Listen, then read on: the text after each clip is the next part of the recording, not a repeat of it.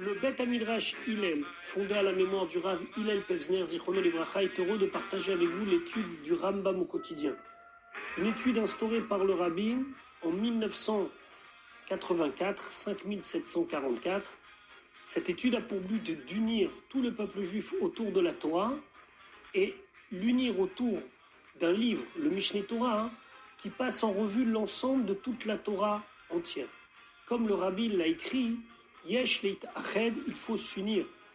Al-Yedé Limoud par une étude à Kolel qui inclut Kol la Torah Kula, toute la Torah entière, et c'est la particularité de notre étude du Mishneh Torah.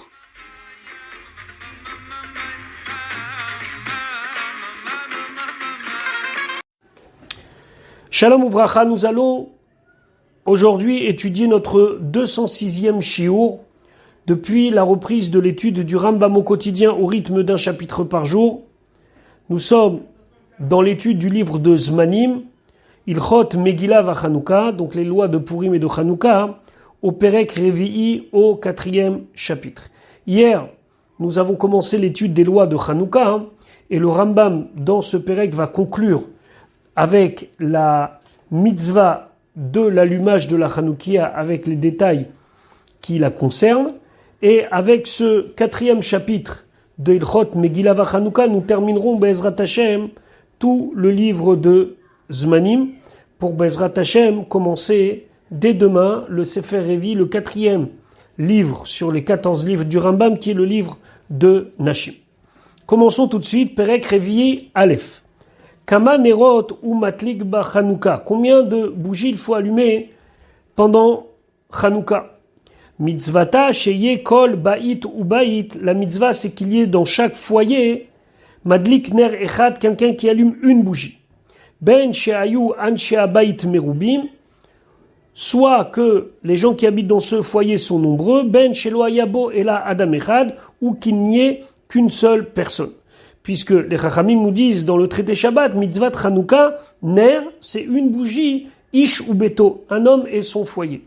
Donc, d'après le din, il faudrait allumer une bougie par maison, chaque soir une bougie.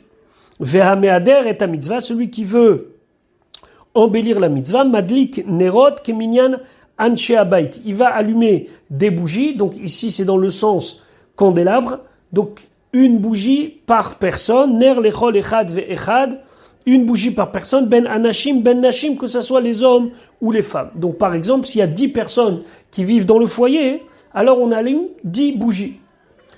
Ve'ameader yoter, celui qui veut faire mieux, alzé sur cela, ve'ose mitzvah mina mufrar, et qui fait la mitzvah la meilleure, ce qu'on appelle mehadrin mina mehadrin, madlik ner lechol echad balayla rishon, il allume une bougie par personne dans chaque foyer, ou mosif veoler bechol laila, et chaque nuit il rajoute velayla, et chaque nuit, donc, excusez-moi, ou mosif veoler bechol laila velayla, il rajoute pour chaque nuit ner echad une bougie, comme on fait aujourd'hui.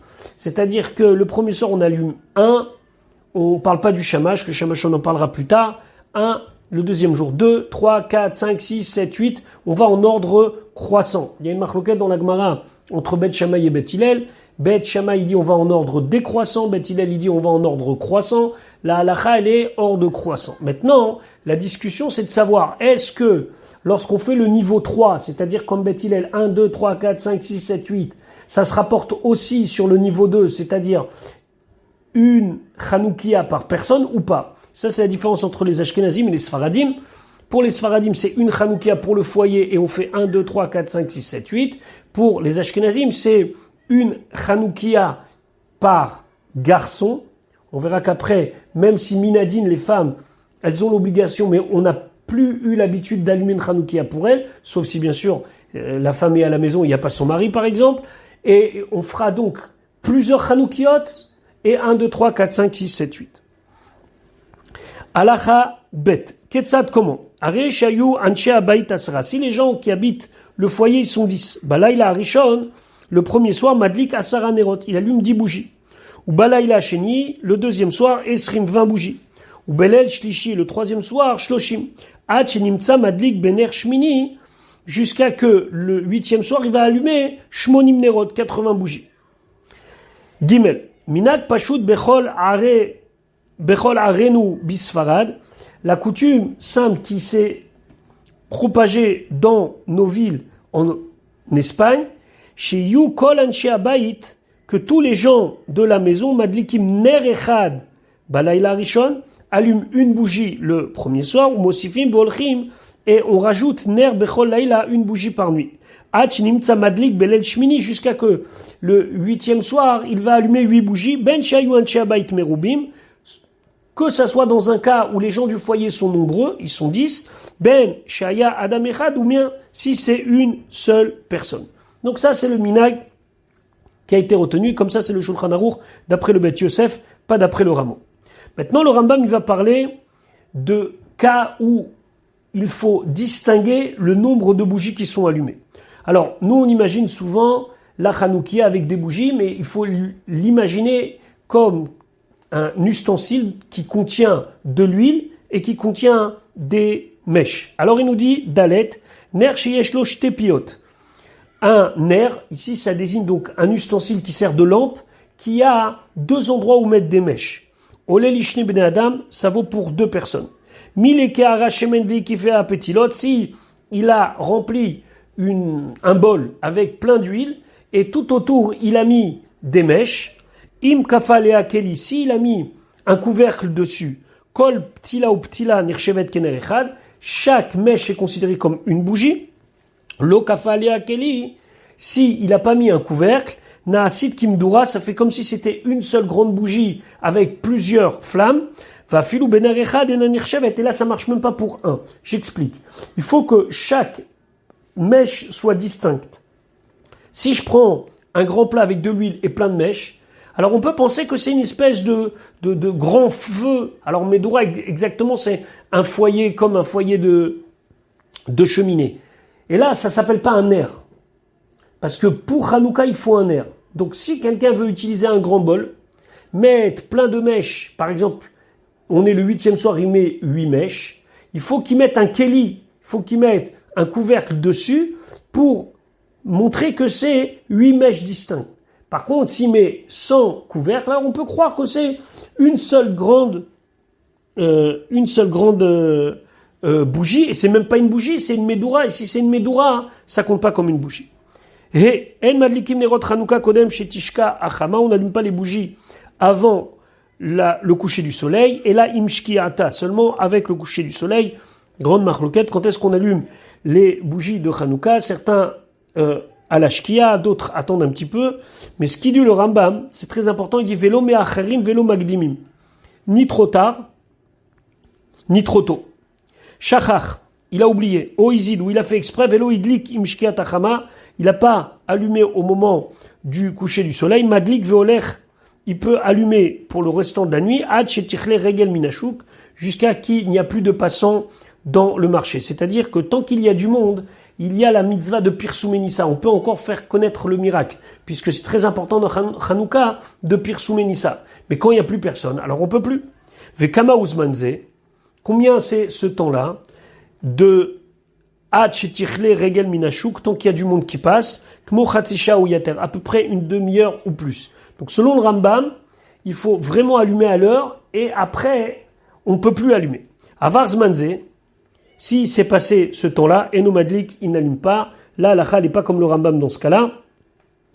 Et on pourra allumer tant qu'il y a encore du mouvement, au moins dans la maison. C'est-à-dire que dans un cas où quelqu'un y rentre, je sais pas moi, à minuit, il n'a pas allumé les bougies de Hanouka, il faudra qu'il réveille sa famille pour qu'ils assistent à son allumage. Et il faut mettre shemen baner, de l'huile, dans le récipient, comme ça, elle reste allumée jusqu'au moment où il n'y a plus de passants. Hidlika vechabta, si il l'a allumée et elle s'éteint, il n'a pas besoin de la rallumer. Nishara doleket achar shekalta regel minashut, si elle est restée allumée après le temps où il y avait encore des passants, imratza lechabota ou lesaleka, s'il veut l'éteindre ou la mettre de côté, aussi il peut le faire. Maintenant, qu'est-ce qu'on doit utiliser comme combustible? Vav, kol hashemani vechol aptilot, toutes les huiles et toutes les mèches kesherot, les ner Hanouka, sont aptes à être utilisées pour les bougies de Hanouka, contrairement aux bougies de Shabbat où il faut faire attention quel est le combustible et quelle est la matière de la mèche. Afalpi she'en hashemanim nimshachim achar aptila. Afalpi malgré she'en hashemanim, même si l'huile elle n'est pas nimshachim achar aptila, elle ne prend pas bien dans la mèche. Ve'en an ur nitlit yafe beota aptilot, et la lumière, le ur ne prend pas bien dans ces mèches-là. Va filou belel Shabbat, même si c'est le vendredi soir.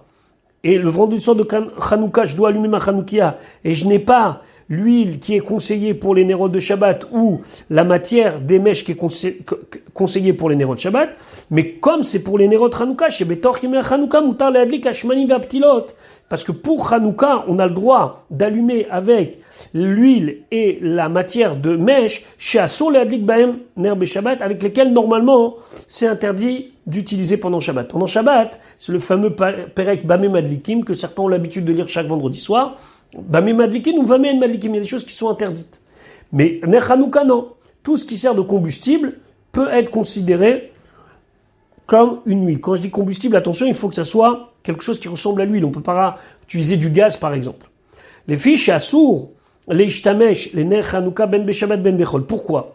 Shabbat, qu'est-ce qu'on a comme crainte? Que si la lumière, elle prend pas bien, on va utiliser les nérodes Shabbat. Parce qu'il faut pas oublier que les nérodes Shabbat sont faites pour être utilisées. Par exemple, il y a une halakha que, au moment du kiddush, il faut que les bougies soient allumées. Parce que tout le inyan, tout le sujet des nérodes Shabbat, c'est pour shlam bayit, pour que dans la maison ça soit éclairé. Avant, les gens, ils n'avaient pas de quoi s'éclairer. Donc, à la tombée de la nuit, c'était le noir complet dans les maisons et c'était pas agréable. Le Shabbat, on allume des bougies, l'irfot Shabbat, mais pour que ça soit utilisable. Donc, si on met avec une mauvaise huile ou une mauvaise mèche, alors on risque pendant Shabbat de bouger la mèche ou de bouger l'huile pour que ça soit mieux. Donc, les Chachamim, ils ont dit, attention, il y a des huiles qu'on utilise, il y a des huiles qu'on n'utilise pas. Par contre, Nerot Hanouka, ve'en lanu reshut leishtamesh bahem, elles sont pas là pour être utilisées. Donc, il faut juste qu'il y ait un combustible, donc de l'huile, n'importe laquelle, une mèche avec n'importe quelle matière, et de la lumière. Et donc, les fiches assour, les ishtamesh, les ner Hanouka, puisque c'est interdit d'utiliser les bougies de Hanouka, ben Beshabbat, ben Bechol. Va filou livdok maot, même simplement vérifier de l'argent, l'hymnotam, ou compter de l'argent, l'éora, la lumière de la Hanoukia, c'est assour, c'est interdit, c'est la raison pour laquelle on va mettre une bougie supplémentaire ou un air supplémentaire comme shamash. Zayin, ner Hanouka mitzvah lanichwa al petach beto mi bachutz. Normalement, la mitzvah de Hanouka, c'est de mettre la Hanoukia al petach beto, à la porte de sa maison mi bachutz, à l'extérieur, pour faire savoir le nes. Ba tefach hasamouch le petach, dans le tefar, ça veut dire à moins de 8-10 cm de l'entrée de la porte, al smol anichnas labayit, du côté gauche de celui qui rentre dans la maison. Pourquoi? Comme ça, j'aurai la mezouza à droite et j'aurai la chanoukia à gauche. Et donc, je suis entouré de mitzvot. Maintenant, ve'imayadar balia, si il vivait en étage et que là, si je mets à la porte de ma maison, il n'y a pas pirsoumanes, je ne fais pas connaître le miracle, manicho bachalom, on met à la fenêtre hasmucha l'irshut arabim la plus proche de l'endroit qui est fréquenté par le public de la rue. Par contre, si on met des bougies de Hanouka plus de esrimama, ça veut dire à plus de 10 mètres, loa sakloum, c'est rien du tout, les fiches chez nikar, parce que ce n'est pas visible. Alors encore une fois, on n'est pas dans un shiur de halakha. Comment on fait qu'on habite en étage aujourd'hui? Il y a différents minagim. Est-ce qu'on met à la fenêtre? On met quand même à la porte. De toute façon, aujourd'hui, il y a quelque chose qui a énormément changé. C'est que on ne met plus à l'extérieur, en tout cas en dehors des Eretz Israël. Chet, bimé hasakana, qu'on est dans des dangers, où c'était interdit de sortir la Hanoukia à l'extérieur. Mania chadam ne Hanouka betor beto mi bifnim. L'homme, la personne doit mettre la Hanoukia à l'intérieur, mi bifnim. Fafilou inichwa shulchano, et même s'il met sur sa table, d'ailleurs ça suffit. Vetzarich liot betor habayit, mais il faut que dans la maison il y ait ner acher, une autre bougie, les shtamesh leoro, pour utiliser à sa lumière, une autre bougie ou alors une autre flamme. C'est ce qu'on appelle le shamash. Vemaïta sham medura, si de toute façon c'est allumé par exemple par le foyer d'une cheminée, et notre sarich ner acher, il n'a pas besoin de rajouter un shamash, c'est déjà éclairé. Donc par exemple, à la Khalemase aujourd'hui, concrètement, si la pièce elle est éclairée par l'électricité, mis à part la symbolique du shamash qui est très importante, il y a de toute façon pas la possibilité d'utiliser les bougies de Hanouka puisque la pièce elle est déjà éclairée. Vei madame chashuvu, si c'est quelqu'un d'important, chez En Darko l'ishtamesh limdura, que lui il n'utilise pas la cheminée comme aussi source de lumière, uniquement comme source de chauffage, mais lui il a l'habitude d'avoir son propre luminaire entre guillemets pour s'éclairer, tsarich neracher, alors il doit mettre le shamash. Aujourd'hui, Baruch Hashem, on est tous des gens chashouv, donc on met tous le shamash. Tête, ner Hanouka sheidliku cheresh shote vekatan. Si la bougie de Hanouka, elle a été allumée par une personne qui est sourd-muette ou bien quelqu'un qui n'a pas toute sa tête, ou un katan ou un petit, ou un koum ou un non-juif, lo asakloum, ça fait rien. Pourquoi? Parce que la mitzvah, c'est de la adlaka. La mitzvah, c'est pas que la Hanoukia, elle brûle. La mitzvah, c'est d'allumer la Hanoukia. Et puisque la Hanoukia, elle a été allumée par quelqu'un qui n'était pas soumis à cette obligation, ça sert à rien. Jusqu'à qu'elle soit allumée par quelqu'un qui a l'obligation d'allumer les bougies de Hanouka. S'il allumait à l'intérieur, à l'époque où on n'allumait pas à l'intérieur, il allumait à l'intérieur, et il l'a sorti quand elle était déjà allumée, il l'a mis à la porte de sa maison. Loa sakloum, c'est rien ce qu'il a fait. Il faut mettre l'allumage au moment où on a placé la Hanoukia éteinte. Adlaka, c'est la Adlaka, la mitzvah, et pas la Hanacha. Donc, on place la Hanoukia dans l'endroit où elle doit être mise, et après, on allume. Achaz, aner, beyado, ve'amat. Quelqu'un, il n'a pas de Hanoukia. Il prend une bougie, il se met à la porte de sa maison avec une bougie. Loa sakloum, ça compte pas. Charo et Omer, parce que celui qui voit ça, les tzorko Omed, il pense que la personne, elle est là pour lui-même et pas pour Hanouka. Ah, shashit, shaita doleket kolayom kulo. Il y avait une lampe qui était allumée toute la journée. Les Motsai Shabbat, Mechaba ou Mevarech ou Madlika. Motsai Shabbat, il peut l'éteindre et rallumer les Shem Hanouka. Chez Adlaka, il y a mitzvah parce que l'allumage, c'est la mitzvah. Velo Anacha et pas le fait qu'elle soit posée. Ou Moutar la Adlik ne Hanouka, Mine Hanouka, on a le droit d'allumer une bougie de Hanouka d'une autre bougie de Hanouka. Ala Chayut, Chatzer Shiesh la Shte Ptachim Beshte Rochot. Maintenant, quelqu'un, il a une cour. On parle de l'époque où on allumait à l'extérieur. Et il y a deux entrées. Tzrichash tenerot, il faut mettre deux chanoukiot. Shema yomroa ovrim berouarze, parce que de peur que ceux qui passent d'un côté, ils vont dire, lo inyachne chanouka, il n'a pas fait la mitzvah de chanouka. Aval imayu berouach achat, mais si c'était dans une seule direction, ça veut dire qu'il y a deux portes de la cour, mais les deux portes de la cour donnent sur la même direction, madik bechad même, il peut allumer à une seule des deux portes. Yudalef, oriar chez madlikim alav betor beto. Si quelqu'un est invité pendant chanouka, et chez lui à la maison, dans son foyer, par exemple, sa femme, elle allume. Et notre sarich l'adlik alav bemakom shenit arachbo. Il n'est pas obligé qu'on allume pour lui aussi dans l'endroit où il est reçu. En lo baït l'adlik alav bo. S'il n'a pas de maison où on va allumer pour lui, sarich l'adlik bemakom shenit arachbo. Il doit allumer dans l'endroit où il passe la fête, ou mishtatef imaim bashemen, et il doit participer à l'allumage, par exemple, en donnant une somme d'argent symbolique pour acheter une partie de lui. Ve'im hayalo baït bifne atzmo. Et si c'est quelqu'un d'indépendant qui a une maison pour lui-même, afal piché madlikim ala betor beto, même si on allume pour lui à sa maison, sarich l'adlik babayit shubo, il doit allumer dans la maison où il est, mipne à ouvrim, à cause des gens qui passent. Pourquoi? Par exemple, il est dans sa maison de campagne.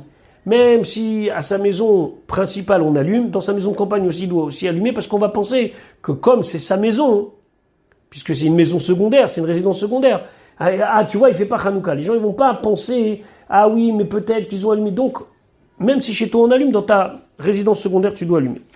Yudbet, mitzvah de Hanouka, mitzvah chaviva yadmeod. La mitzvah de Hanouka, c'est une mitzvah très appréciée. Vetzaï chadam lizer, ba kede lodia anes. Et l'homme, il doit faire attention pour faire savoir le nes, ou le aussi besheva chakel est rajouté dans les louanges de Dieu, ve'odayalo, et le remercier à l'anissim chez Asalanu sur les miracles qu'il nous a fait. Va filou enlo mayochal, même si quelqu'un n'a pas de quoi manger, et la minazdaka, il vit de la caisse de charité, shoel, il doit emprunter au mocher, où il doit vendre kesuto son habit, veloker shemen, et il prend de l'huile vénérote et des bougies ou madlik et il allume. Donc il doit même mettre son habit en location pour pouvoir avoir de l'argent. On parle bien sûr quand il en a plusieurs.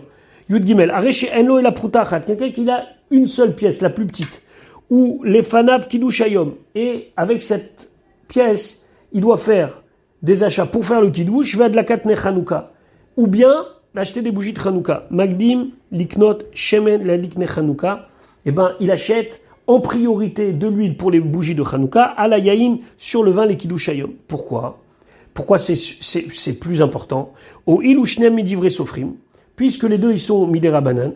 Moutav le adlik ner Hanouka sheyesh bo zichronan, c'est mieux d'utiliser son argent pour acheter de l'huile de Hanouka parce qu'il y a le miracle qui est rappelé ici. J'explique. Faire le kiddush sur du vin, c'est midera banan. Il y a une mitzvah de faire le kiddush de la Torah, mais ça suffit de dire Baruch Hashem mekadesh Shabbat. Les Chachamim, ils ont institué que ça soit sur le vin.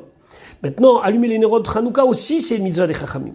Il y a une mitzvah des Chachamim et une mitzvah des Chachamim. Alors celle de Hanouka, elle est prioritaire là parce qu'il y a Pirsum et Nissa, il y a le fait de faire connaître le miracle. Yud Dalet, Ayud Efanav Ner Beto Vener Hanouka. Il a devant lui la possibilité d'acheter ou des nérodes Shabbat ou des nérodes Hanouka. Au Ner Beto ve Kiddush Hayom, ou bien des nérodes pour Shabbat ou du vin pour le Kiddush. Ner Beto Kodem, les bougies de Shabbat passent toujours avant Mishum Shlom Beto. Parce que c'est pour la paix du foyer, comme on a dit tout à l'heure. Les foyers, ils étaient noirs, le fait qu'ils soient éclairés, c'est une bonne chose. Charé, Hashem Trak Lasot Shalom Ben Ish Leishto. Parce qu'on voit que Dieu, il a accepté qu'on efface son nom pour faire la paix entre un homme et une femme.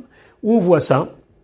Parce que quand un homme, il a un doute sur sa femme, il croit que sa femme, elle a peut-être, Chazé Shalom, péché par adultère, il y a le processus de Sota. Dans le processus de Sota, on le verra, Bezrat Hashem, quand on fera les lois de Sota bientôt. Alors, au bout d'un moment, on prend un parchemin, on écrit toute une phrase, on efface le nom de Dieu, etc. Donc, Akadosh Baruch Hu, il a accepté qu'on efface son nom pour lever les soupçons entre un homme et une femme, pour qu'il y ait la paix entre un homme et une femme. Gadol HaShalom.